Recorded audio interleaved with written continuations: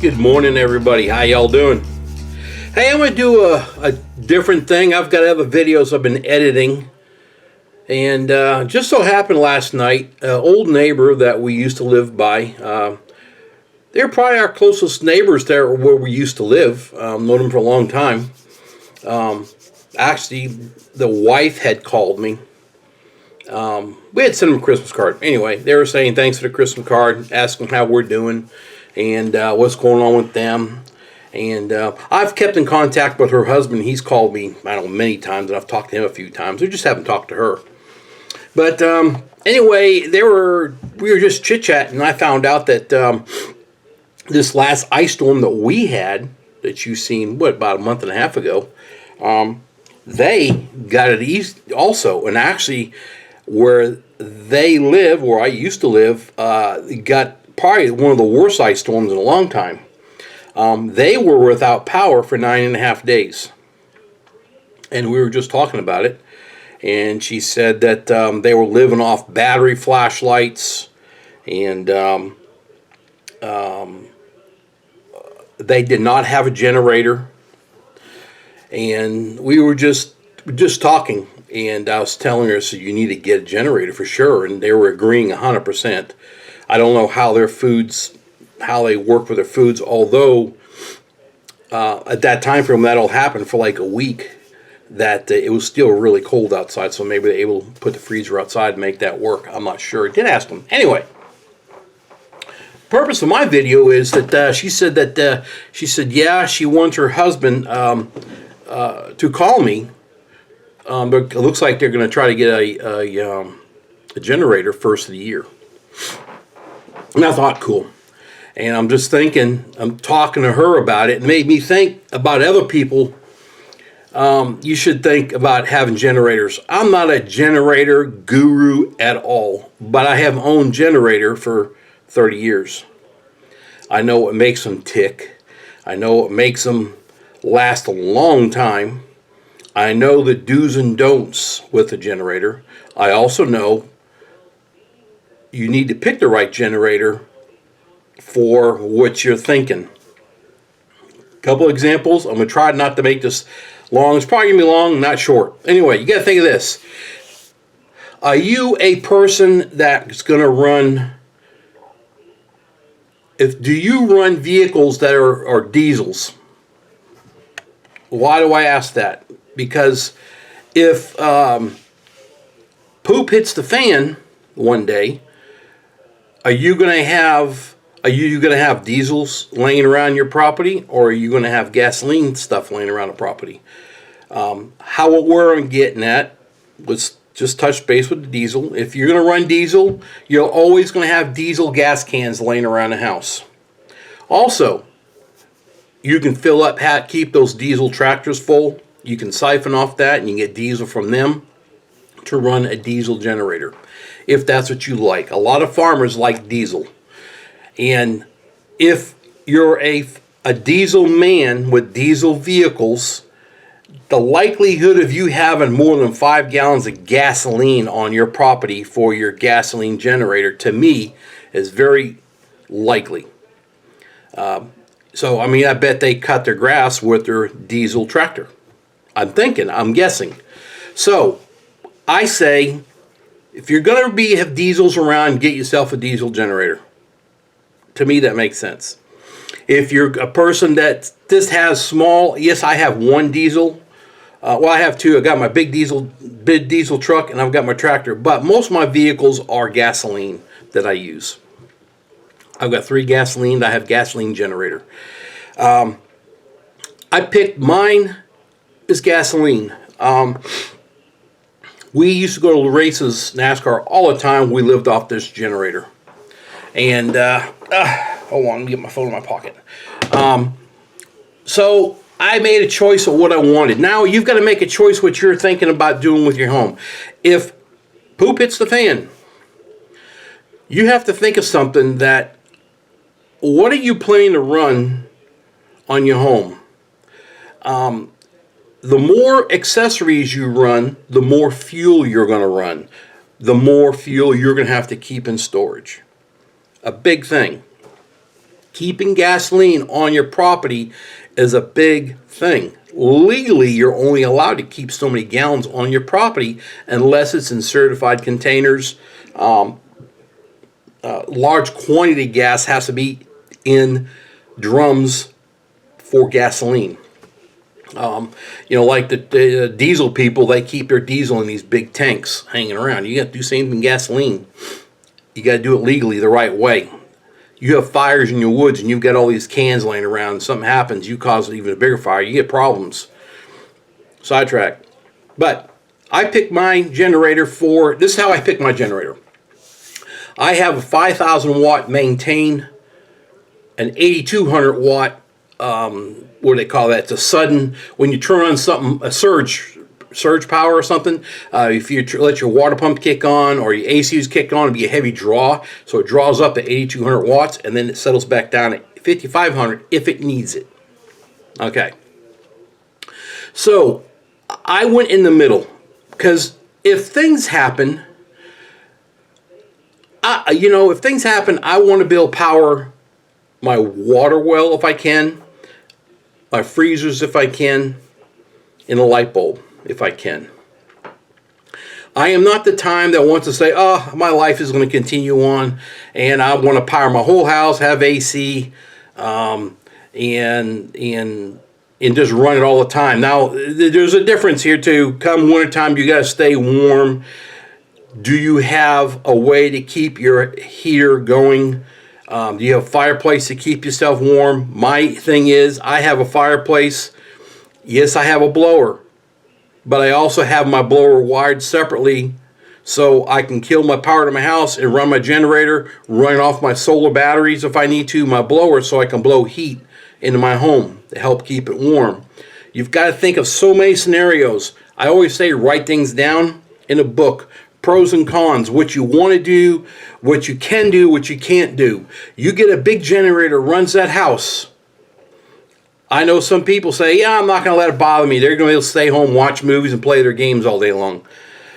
I can tell you right now, on that size generator, you're probably going to get probably 8 hours in fuel, which is not, yeah, you get about 8, you burn about a gallon of gas in an hour on those, and you get about 8 gallons to a tank usually, somewhere around there. Although if you're using diesel, they are a lot bigger. But you're still burning a gallon an hour. Do you really have that kind of gas to do all this? Do you have it? I don't know. People do weird things. Now, I have got I can store between all my cars. I keep all my cars full just about, so I can always get gas in my cars if I had to. Plus, I've got cans, so I've got about 100 gallons of fuel that's around here, and only probably 25 of it's in the red cans, somewhere around there. I want to get that more, but that's probably what it is there. The rest is in my vehicles. Now, how I picked mine. I picked mine that I want to run, I think I already said this, refrigerators or freezers, and a light once in a while, and charge whatever we need to charge, very brief. What I can tell you is, on my generator, my Troy built, I can run a full tank of gas, which is 8 gallons, and I can squeeze almost 13 hours out of it, but that's when I'm at the races. We have all the lights on, and we turn it on for a water heater, for water, or we do have propane on that. So the more things that you have turned on, the harder that generator works. So it's more fuel it's going to burn. So in a grid down situation, you're just wanting necessities. You want for 4 hours, 3 hours a day, you want to go ahead, or maybe 2 hours, providing you've got your freezer in a good location where it can stay cool, out of sunlight, whatever. You want to power that refrigerator, freezer to get cold again, get things cold. And in that time frame is when you want to go ahead, at the same time, go ahead and charge whatever you want to charge. Probably in that type situation, you probably ain't going to have many things that's going to work anyway. Probably going to be dead. But what I'm trying to get at is the size of your generator, how much fuel you'll keep. You got to be smart on how you're going to do this. Generator and fuel you got to think about how much fuel you can store, where you can put it at, how it works. Like I said, I can squeeze about 13 hours max, but I don't care. I'm at the races. The thing's running. I've got lights on everywhere. We're not even in it. It's just running all the time and whatever. So it's not a care, but I know I can skimp on shutting things down and just running, and I can use that to fuel up all my the toilets. Just different things. At the same time, you have to go and write things down, what you want to run with your generator. How do you pick a generator? I have had a cheap generator from a couple of stores. I've had a so-so generator that lasted me 4 or 5 years, and it did pretty good. And then I got my Troy built. I've had that Troy built since 2009. I can't even tell you how much abuse that thing has been through. I own a mini storage. I did a lot of welding on that building. I built here, the garage, all the welding, generator, all of it, every bit of it. Cutting wood out here, working out in the woods before I had an electrical system underground, generator. You have to take care of them. So let me see. You've got to know. Now, they do offer these Generac Generators, I believe they're called. I think I'm saying it right, Generac. I haven't looked them up. I do remember they're there. Where that is if you lose power and you have propane or natural gas to your home. Let me get a drink here. If you have that to your home, they can tie it in, so when you lose power, your generator takes over, and then you can run off your natural gas. That is fantastic, if you can do them. I think they're pretty expensive. I'm guessing in the area of $8,000 to $10,000. I don't know. It may be on the size of the unit. But then, if poop hits the fan, everybody thinks that you're going to have water and you're going to have gas because you live in the city. That's so fake. That's so false. False news. Fake news, guys.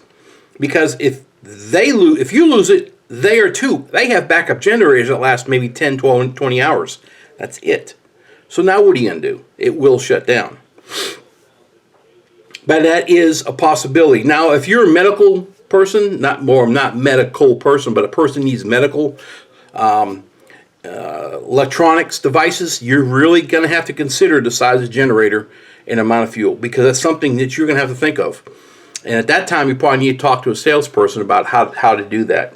But if it's just you, I know what I want to run. I want to get the bare minimums through. I know I can make it any other way. I'm not worried about it. I've got a couple of backups. So that's why I picked my generator. So you've got a gasoline you can run. You've got diesel you can run. You have propane. You can make your gasoline generator run on propane. There's an adapter that you can put on the carburetor, and it will make it run on propane. You can do that too. At this point, size does matter when it comes to a generator. You just got to know what you're going to run, how you're going to run it. I know you have if you might have a lot of kids. I understand that, but if there's no fuel, no power, there's no fuel. You've got to think how you're going to conserve. You can't buy a big generator and conserve fuel. That generator is going to use fuel big time no matter what. No matter what, on a big generator, you're going to eat. If you're a 10,000 watt generator, you best have some fuel put up. They're like having a big block motor in your car. That's exactly what it's like. You need to think. Now, buying a small generator doesn't mean you're saving fuel. It's not helping you all, because you're not going to get things accomplished that you need to do. You've got to be smart. Research what you want, and go from there. And that's what you got to do. You got to know how to service them. Servicing a generator is super important. The first generator, brand new, if you get it, The first 5 hours, you're going to change that oil. Run that oil out, you're changing it. A lot of generators don't have filters. So basically, if there's any metal floating around, they're floating around, getting in there, just getting in, messing things up. So you're wanting to change it. Now, if you can, you need to look at your booklet. It tells you your oil maintenance schedules, the type of oil you should use. If you're changing oil, I am immediately, on my first oil change, I'm changing it to synthetic oil immediately. That's all I've ever run to my generator, ever. I don't have a filter, mine's just a drain plug. So, first oil change, 5 hours. They tell you you don't have to worry about it for another 50 hours, I believe, for your next oil change. I say no. I do 20 hours, the second change. Still, you got to worry about debris. The motor is breaking in. Get that out of there. What's the cost of synthetic oil? $8 a quart? Really? I'm really going to chimp on an $800 generator? No. I'll change oil. After that, it's every 50 hours that I would change my oil. And that's what I done. And that's what I do. Don't go by hours either. You need to go yearly think. If you don't use that generator, you're thinking your oil's still good? Kind of. Because moisture gets in your motor no matter what. Moisture is bad. You get enough moisture in it, in your oil, and you deteriorate your oil, and it makes your oil, when it starts and runs and it turns milky, you've got moisture in it. Dangerous. This is why they show you in the books your hourly change or yearly change. That goes with vehicles also. Even though you may not put on your 3,000 miles a year, you still change it because it's yearly. No matter what, that's a purpose for that. You got to think of that. Another big hog for gasoline on generators, your air cleaner. You have such a small air cleaner, it don't take a lot of dirt to plug them up and choke that motor down where it burns a lot of fuel. Clean air filters is very big on generators. The lack of oil changes. On a system that has an oil filter, they have a small oil pumps that pumps oil around. If you don't have an oil pump, it has an oil slinger inside. It's an oil slinger. And what happens is, if you don't change that oil, and that oil starts to get maybe kind of thick or get low on oil, it can't sling enough oil, it shuts the motors off on these generators now. It's a protection so you don't burn them up. My friend, that we used to go races all the time, we still will once COVID thing's all done, but his generator, he bought a brand new generator from a box store, I forgot where, one of those, I think it was Harbor Freight or something like that, I can't remember where. Anyway, yeah, it works great, kept going on. I said, man, you maintaining it? No, we ain't doing nothing, we just firing up and go. Oil change I'll do in 50 hours. I said, you're stupid, you need to change it. Yeah, we're fine. It was about 40 hours into it, and we're at the races one day, and he fired it up. It ran for about 30 seconds, shut off. He was getting madder than a hornet. And I kept telling him, I said, have you checked your oil? Have you changed your oil? Nah, I don't need it yet. I still got 10 more hours. You know, stupid. It kind of ripped me in a bit, just the way, because he didn't do it. Well, I happened to have a quart of oil. We drained it, put the oil in, fired it up.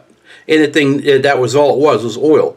If that oil is too thick, that slinger doesn't sling oil and it doesn't hit that switch and it kills the engine. It's there for a purpose. You have to maintain them. Oil change, it's simple. You pull a plug, drain it out, put new in. It's not jacking the car up in the air and everything else. It's simple to do. Things that you got to do to them. They're not just, you just don't start them and leave them alone. When you're done with a generator, I use mine enough, I don't worry about it, but if it's going to be just a normal for emergency, you need to have some of that stable oil, fuel additive. You need to be able to keep in your gas tank in your generator. couple ounces. I forgot. I don't even know what the mixture is. I used to know because I used it a long time ago, but I use my generator too much to even worry about it. But what I do, and it's a key thing, two things. You run pure gas. I don't care if they say that, yeah, you can now run this ethanol, methanol. Well, they're changing this methanol to be more percentages of alcohol. This alcohol that's in there on the shafts that's inside the carburetors, they have like a coating on them. Well, this alcohol eats it up. It just destroys it. Pure gas will save you, even though it says you don't have to. Pure gas, what is it, an extra 25 cents a gallon? Really? On an 8-gallon tank? Or whatever, you know, you got to be smart when you're doing something. I know it's not a sports car, but I treat everything I have as a sports car, and it lasts a long time. Now, the fuel, now when I'm done using my generator, there's a fuel valve, little cockpit. I turn that little thing off with my generator running. Everything I have here, I turn them off and I let them run dry. They just sit there and run and idle. And when they're out of fuel, the little bowl's out of fuel, they're shut off and we're good. I leave mine alone.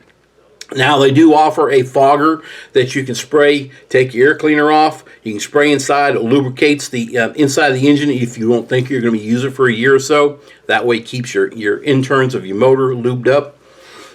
You can do that. I know some friends that do that now with theirs that they've kept. But mine, I use mine too much to worry about it. I couldn't tell you how many hours I have on my generator. Since 2009, I've owned mine. We've had it for 11 years. It's gone to I don't know how many races a year. It's building here, building at the mini storage I own, welding out here on my RV awning. I can't tell you, I probably have, I don't know. It runs as good as a day I've owned it. I treat it perfectly every time.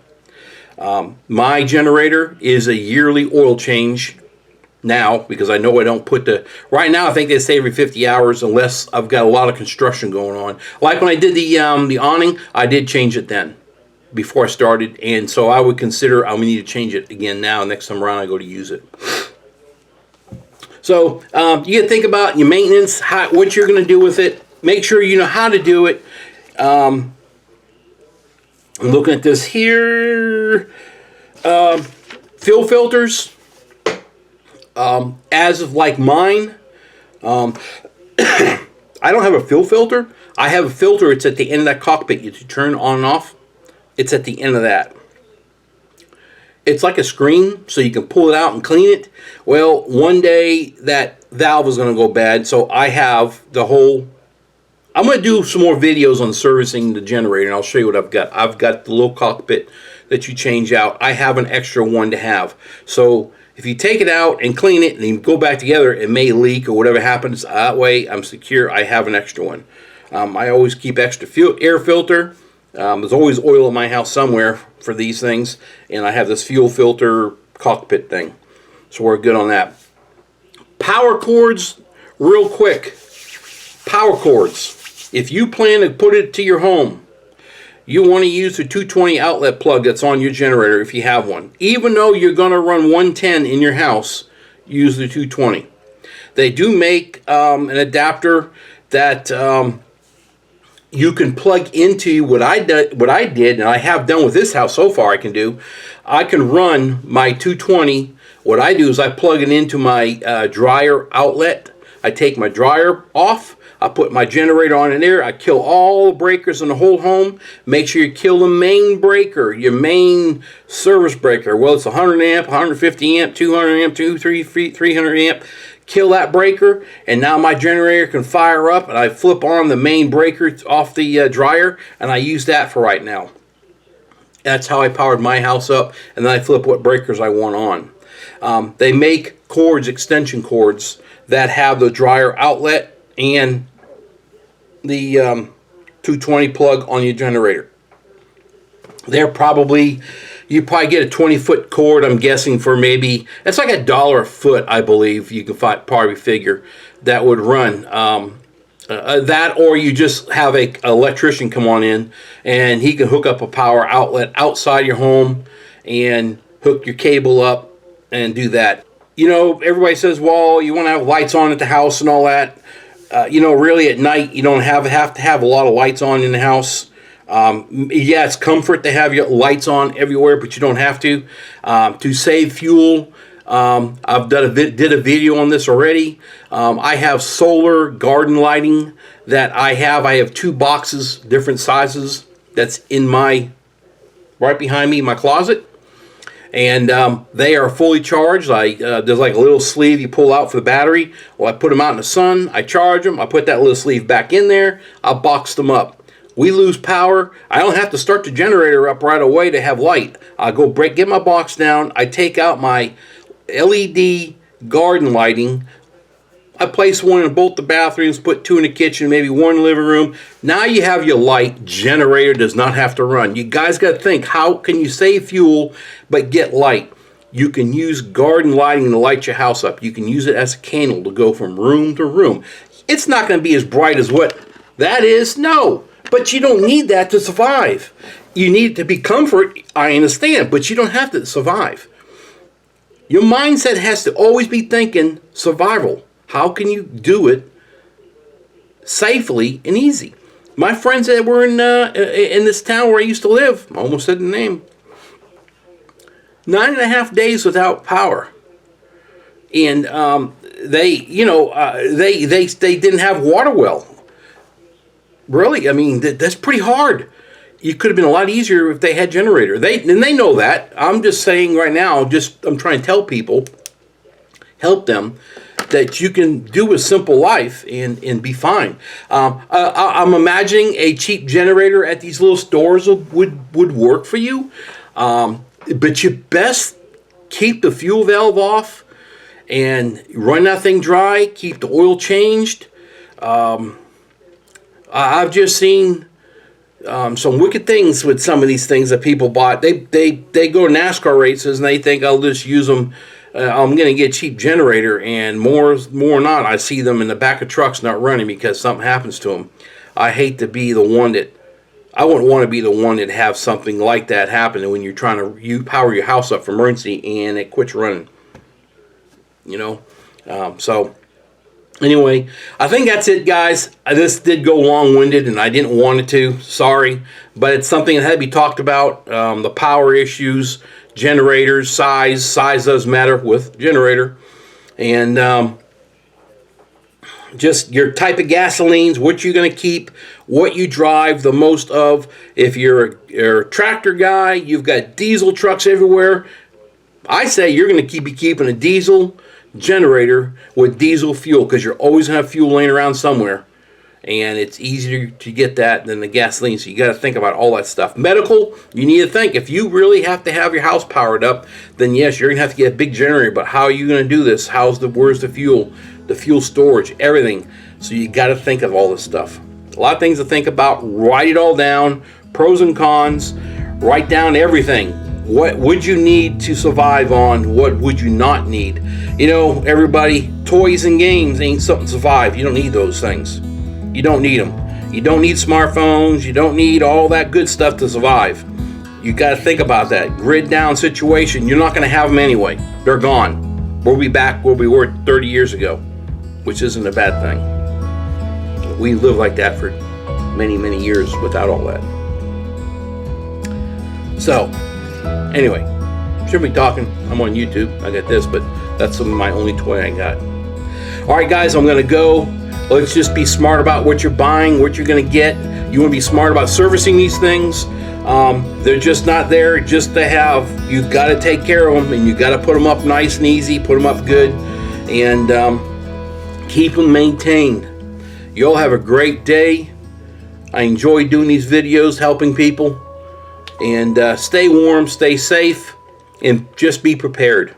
You all have a great day. Thanks again. Bye.